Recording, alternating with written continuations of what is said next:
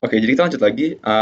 Oke, gue tahu seberapa sejarahnya gue bilang ini, tapi gue jadi sebenarnya berarti banget bagi gue. Terima kasih buat kalian yang sering nonton, apalagi yang udah follow Instagramnya, karena justru the reason kayak gue bikin ini tuh mainly kayak the main pushnya itu main motivationnya karena gue suka ngajar dan gue suka uh, give out apa yang gue tahu. Kedua dulu ada kalian gitu, karena kalian adalah audiens yang actually bener-bener nonton dan actually spare time kalau buat nonton itu bener-bener berarti banget bagi gue. And I think I need to say that a lot more because it seems kayak dehumanizing aja kalau gue kayak ya bro gue gak peduli sama kalian gitu. Mas sebenarnya gue bener sangat peduli, apalagi yang loyal followers sampai yang follow IG-nya gitu. Kayak gue talk sama beberapa kalian yang actually reply to my Instagram. I think I reply sama setiap setiap kalian yang komen ke IG-nya. Oke, jadi ya kita lanjut lagi. Nah, sekarang kita di part 2-nya itu kita bakal bahas tentang conditional. Nah, ini jadi itu gue berkepikiran juga. Jadi salah satu hal yang paling bagus pas gue lagi ngasih tutorial adalah gue ngasih juga skenario itu untuk yang lebih scale up-nya itu dipakai dalam bentuk apa sih gitu. Nah, sebelum kita ngejelasin implikasinya, kita jelasin basicnya dulu ya kan. Nah, kita ulang lagi, kita di sini yang gue lakukan adalah di line 5 itu gue bikin integer A sama dengan satu, artinya adalah gue ngedeklarasi suatu A adalah suatu integer, di mana A itu akan menyimpan nilai satu dan begitu juga B akan menyimpan nilai 2 gitu. Nah, if ini adalah yang paling, if A lebih besar daripada B, maka yang akan program lakukan adalah begitu. Else itu adalah jika hal itu tidak memenuhi. Nah, ini kita comment out dulu karena kita bakal bahas itu belakangan.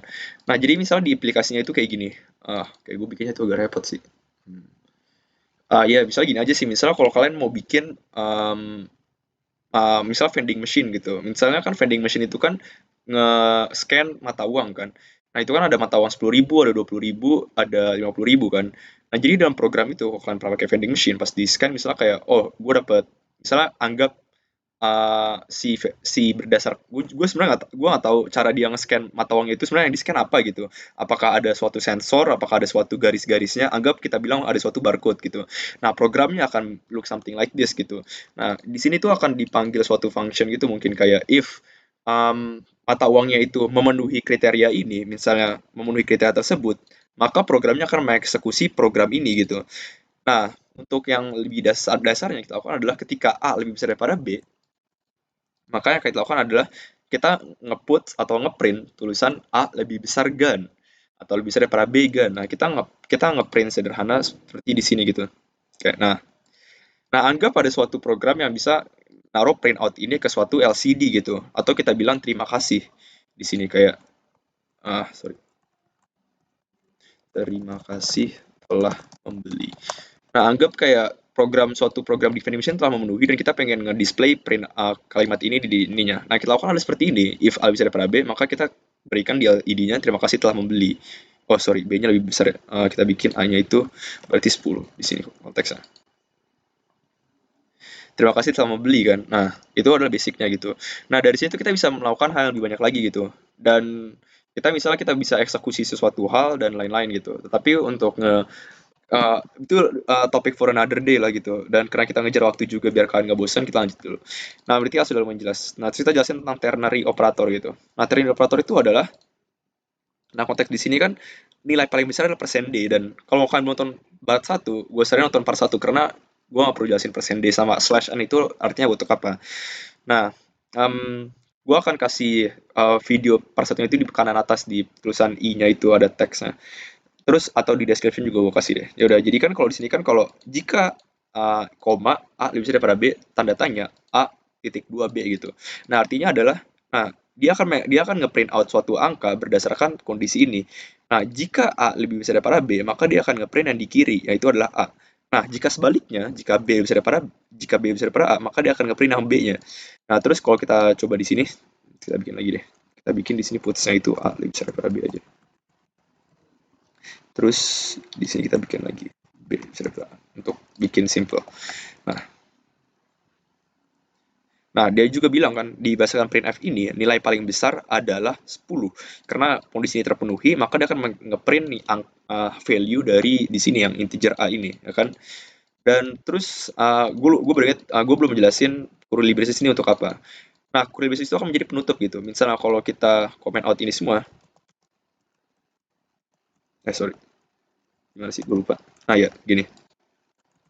Nah, misalnya kita mau bikin lagi nih ketikannya gitu. Nah, yang kita lakukan itu adalah ya itu option sih. Nah, karena ini adalah good rule of thumb-nya sih, atau bisa dibilang programmer bilangnya itu clean code. Clean code itu adalah code yang lu bikin itu bisa dibaca sama orang lain. Nah, biasanya itu kalau setelah kita bikin, karena ini tuh body function-nya, kita bikin tab, kita pakai tab gitu untuk bisa menjorokkan ke dalam. Setelah tab if A lebih besar daripada B. Nah, di dalam suatu eksekusi ini kan pakai buka curly brace atau kotak ke keriting, I think. Ya, kurung keriting. Nah, curly brace itu kan pencet enter. Nah, yang gue suka dari Visual Studio Code lagi, jadi dia auto ke sini.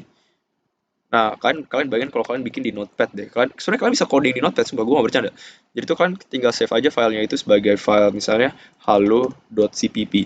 Gue buktiin gue bisa sebenarnya kita bisa coding aja di Notepad. Terus kalian nyimpan filenya itu di tempat gue taruh filenya, drone.